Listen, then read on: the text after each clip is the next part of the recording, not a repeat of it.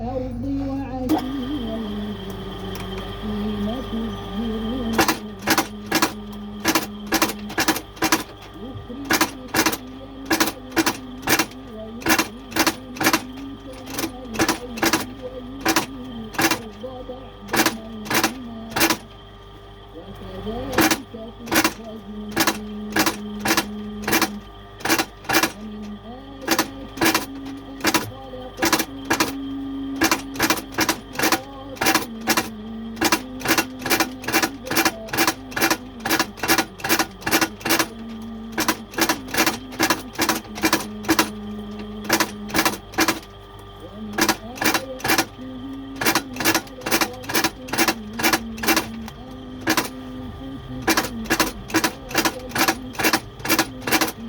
وجعل بينكم مودة ورحمة إن في ذلك لآيات لقوم يتفكرون